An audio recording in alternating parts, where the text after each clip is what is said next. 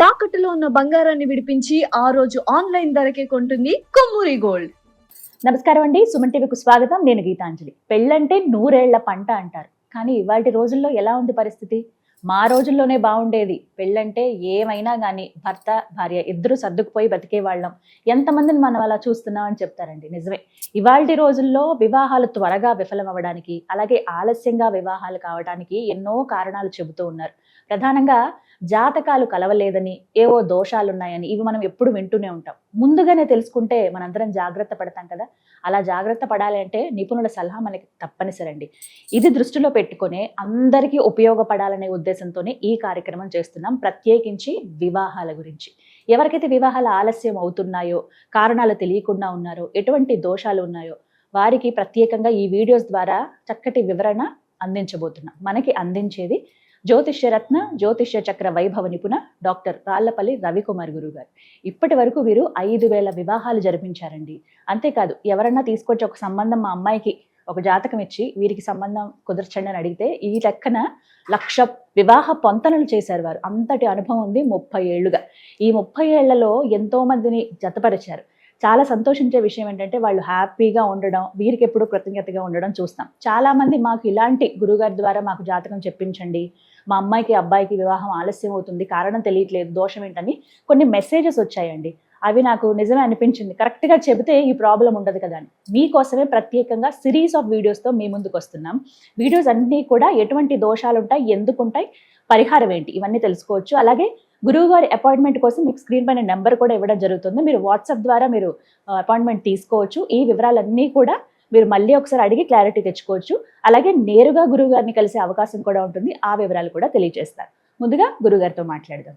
గురుగారు నమస్కారం అండి. శరదిందు సమాకారే పరబ్రహ్మ స్వరూపిణి వాసరా పీఠ నిలయే సరస్వతి నమస్తుతే.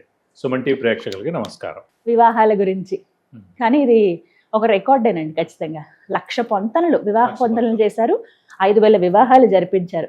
ఎంతటి అనుభవం అంటే మెయిన్ అంటే వివాహ పొంతలు ఏంటంటే ప్రతి ఒక్క జాతకానికి ఏంటంటే అలాగే 27 నక్షత్రాలు ఉంటాయి.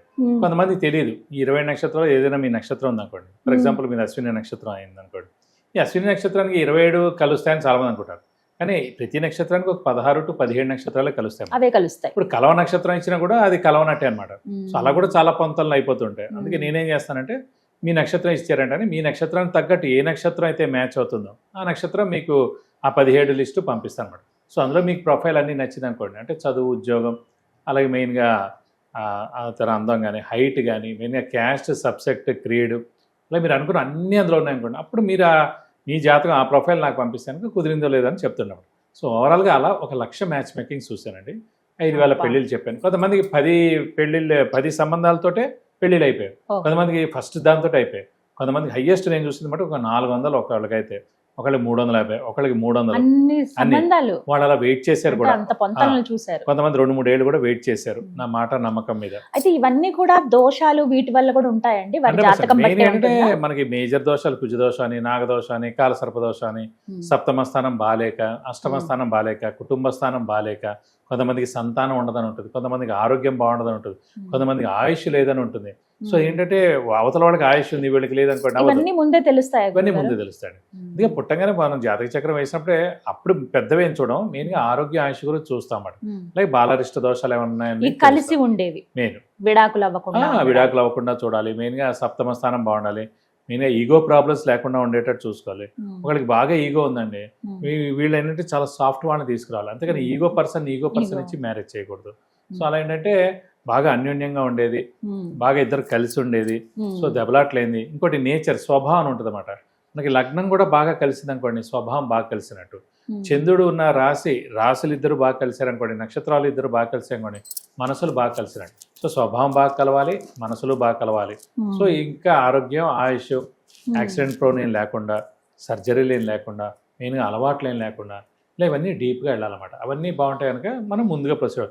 చిన్న ఏమైనా ఉంటాయి కనుక చిన్న పరిహారాలతో సర్దుకోవచ్చండి. మెయిన్గా ఆరోగ్యం బాగాలేకపోయినా, ఆయుష్ బాగాలేకపోయినా, సెకండ్ మ్యారేజ్ ఉన్నా, డైవర్స్ ఉన్నా, లేకపోతే విపరీతమైన అలవాట్లు ఉండి మొత్తం పేరంతా పోగొట్టుకున్నా, సో ఇవన్నీ మటు చాలా జాగ్రత్తగా చూసి అవి వద్దని చెప్తూ ఉంటాం. గురుగారు, జాతకంలో ఇప్పుడు అబ్బాయి అమ్మాయి వివాహం ఇంకా జరగక ముందే వీళ్ళ జాతకంలో విడాకులు ఉన్నాయి, దూరం అవుతారు భార్యాభర్త అనేది రాసి ఉంటుందా? ఉంటే గనక ఎలా తెలుసుకోవచ్చు? అది తప్పకుండా ఉంటుందండి. మెయిన్ ఏంటంటే ఈ డైవర్స్ కానీ సెకండ్ మ్యారేజ్ కానీ మెయిన్గా అవున్నప్పుడు సేమ్ ఇదే ద్వితీయ స్థానం సప్తమ స్థానం ఎక్కువగా చూడాలి. అష్టమం అక్కలే, అష్టమం అనేది ఆయుష్తో సంబంధించింది, యాక్సిడెంట్తో సంబంధించింది, దానికి అష్టమం చూడక్కర్లేదు. సెకండ్ హౌస్ అనేది ఖచ్చితంగా కుటుంబ స్థానం. సెవెంత్ హౌస్ అనేది మెయిన్గా భర్త లేదా భార్య స్థానం, వివాహ స్థానం, అలాగే వాళ్ళ మధ్యన అన్యోన్యత, మనస్పర్ధలు లేకుండా ఇవన్నీ కూడా సప్తమం చూడాలి. సో ద్వితీయ స్థానంలో మెయిన్గా కుజరాహువులు కలిసి ఉండకూడదు, కుజశని కలిసి ఉండకూడదు, అలాగే కుజకేతు కానీ శనికేతు కానీ కలిసి ఉండకూడదు. మెయిన్గా కుజ రాహు శని కేతు ఈ 4 అండి పాపగ్రహాలు. ఈ పాపగ్రహాలు ఎప్పుడు కూడా ద్వితీయ స్థానంలో ఉండకూడదు. సో ఉంటే కనుక ఖచ్చితంగా డైవర్స్ కానీ సెకండ్ మ్యారేజ్ కానీ అవుతాయి. అలాగే సప్తమ స్థానంలో కనుక ఇందాక కూడా మనం చెప్పుకున్నాం, మెయిన్గా శని ఉన్నాడు అనుకోండి, అది డైవర్స్ అయ్యేందుకు అవకాశం ఉంది, అలాగే సెకండ్ మ్యారేజ్కి అవకాశం. అలాగే సప్తమ స్థానంలో శని కుజులు ఉన్న, శని రాహు ఉన్న, శని కేతు ఉన్న, అలాగే కుజరాహు కానీ కుజకేతు కానీ కుజశని కానీ ఉన్నా కూడా ఖచ్చితంగా సెకండ్ మ్యారేజ్లో అంటే డైవర్స్ అవుతాయి. ఎందుకంటే ముందుగా అసలు ఈ గ్రహాలు ఉంటేనే వాళ్ళకి ఫస్ట్ ఆఫ్ ఆల్ మ్యారేజ్ చేసుకోవాలని ఇంట్రెస్ట్ ఉండదు. అలాగే ఈ గ్రహాలు కనుక అక్కడ ద్వితీయంలో కానీ సప్తమ స్థానంలో కానీ ఉంటే కనుక వీళ్ళకి సంతాన యోగం ఉండదు. ఎప్పుడైతే మీకు వివాహం మీద ఇంట్రెస్ట్ లేదో, సంతానం అనేది లేదో, సో మీరు వివాహమే చేసుకోరు. ఓన్లీ వీళ్ళ జాతకరీత్యా ఏంటంటే ఆ పేరెంట్స్ వెనకాల ఉండే నీకు వయసు వస్తుంది చేసుకో, మీ అన్నయ్యకి అయిపోయి నువ్వు చేసుకో, నీకు చేస్తే కానీ చెల్లెలకి చేయకూడదు, మన కజిన్స్ పిల్లలందరికీ అయిపోయి నువ్వు ఫారెన్లో ఉన్నంత ఉద్యోగం చేస్తాను సంపాదిస్తున్నా కూడా ఎందుకు ఆగుతున్నావు. అలా కొంతమంది అంటే వాళ్ళకి ఇంట్రెస్ట్ లేకపోవడం. మెయిన్గా ఈ మధ్యన ఏంటంటే మీరు ఇంకోటి కూడా చూడొచ్చు, మెయిన్గా సుమన్ టీవీ ప్రేక్షకులు చెప్తున్నారండి, అంటే నా దగ్గర చాలా కేసులు కూడా వస్తున్నాయి అలాంటి వాళ్ళవి. కొన్ని పెళ్ళిళ్ళు అవుతున్నాయి, వాళ్ళకి ఏంటో సంతానం ఉండట్లేదు. సో వాళ్ళు ఏంటంటే మెయిన్గా ఈ సంతానాన్ని కొన్ని చోట్ల వాళ్ళు మగవాళ్ళు కాకుండా ఉండడం అలాంటివి కూడా కొన్ని వస్తున్నాయన్నమాట. వాళ్ళు మగవాళ్ళు కారు, వాళ్ళు కొంతమంది గేస్ ఉంటారు, అలాంటివి కూడా వస్తున్నాయన్నమాట. సో అందుకే చాలా జాగ్రత్తగా చూడాలి. శని బుధ కేతు ఈ 3 కూడా మెయిన్గా ఏంటంటే శని బుధులు నపుంసకులు అంటారండి గ్రహాల్లో. సో ఆ 2 గ్రహాలు ద్వితీయ స్థానంలో కానీ పంచమంలో కానీ సప్తమంలో కానీ ఉంటే కనుక సో వాళ్ళు నపుంసకులు అవ్వచ్చు, అయితే పిల్లలు అనేది కలగకపోవచ్చు, వాళ్ళకి మెయిన్గా వివాహం మీద ఇంట్రెస్ట్ ఉండకపోవచ్చు అన్నమాట. సో చాలా జాగ్రత్తగా చెక్ చేయాలి జాతకంలో. అందుకే వాడు ఇంట్రెస్ట్ చూపించారన్నమాట. సో ఇంకా వాళ్ళకి తప్పగా చూపిస్తారు. కొంతమంది ఏంటంటే కావాలని ఆలస్యం చేస్తున్నారు 35 ఏళ్ళు వచ్చేదాకా, అప్పుడు కావాలని జస్ట్ అది కూడా చేసుకోవడం ఫారెన్లో చేసుకుంటున్నారు, కొంతమంది తెలియని ప్లేస్లో చేసుకుంటున్నారు. వాడు చాలా డబ్బును వాడు ఉంటారు, చాలా పేదరికంలో ఉన్న అమ్మాయిని పెళ్లి చేసుకుంటారు. మీరు చెక్ చేసుకోవచ్చు కాస్తే, చూస్తే ఇలా అవుతుంది అవన్నీ బయట. మళ్ళీ అవి డైవర్స్కి వెళ్ళడానికి చాలా కష్టపడుతున్నారు, సెకండ్ మ్యారేజ్ చేయడానికి చాలా కష్టపడుతున్నారు. అందుకే మీరు జస్ట్ జాతక చక్రం చూసారనుకోండి, ఇవన్నీ కూడా తెలుస్తాయి. అప్పుడు మీరు కాస్త మాట్లాడచ్చు, అబ్బాయితోనే మాట్లాడచ్చు. ఈ అమ్మాయి పేరెంట్స్, అమ్మాయి మాట్లాడమని చెప్పట్లేదు, అమ్మాయి పేరెంట్స్ మాట్లాడచ్చు, ఇలా కనిపిస్తాయి. అయితే ఒక డాక్టర్ సర్టిఫికేట్ తీసుకోండి, పోయింది ఉంది. ఇప్పుడు చాలా మంది డాక్టర్ సర్టిఫికేట్ కూడా అడుగుతారు, ఈ అబ్బాయి ఫిట్టా కదా మ్యారేజ్కి, సంతానం అనేది ఉంటుందా లేదా. అలాగే అమ్మాయి దగ్గర నుంచి కూడా, ఎందుకంటే ఇప్పుడు చాలా మందికి అనారోగ్యాలు, ఫస్ట్ ఆఫ్ ఆల్ డయాబెటీస్ ఉంటుందండి, డయాబెటీస్ ఉంటుంది, ఇంకా లేడీస్ చాలా ప్రాబ్లమ్స్ ఉంటాయి, ఇవన్నీ చెక్ చేసుకుంటారు కదా. అలాగే ఇది కూడా మీరు చెక్ చేయండి ఒక అమ్మాయి తండ్రిగా. సో అప్పుడు మనకి బయటపడ్డానుకోండి మీరు ఆగచ్చు. అందుకే జాతకం మ్యాచ్ మేకింగ్లో చేసే మిస్టేక్స్ ఏమన్నా కూడా తెలిసిపోతాయి. ఇది కాకుండా 2-3 మందిని అడుగుతారు మీరు, 2-3 ఒపీనియన్లు తీసుకోండి, సరిపోతుంది. సో ఇలా చేస్తే మంచిదండి. చాలా డీటెయిల్గా చెప్పారండి, ధన్యవాదాలు. నమస్కారం. ఇదే విధంగా మీ జాతకం కూడా ఒకసారి చూపించుకోవాలండి. మాకు ఈ వివాహాల విషయంలో అలాగే సంతాన విషయంలో కాస్త ఇబ్బంది అనిపిస్తోంది, మనిషి ఎదుగుదల విషయంలో.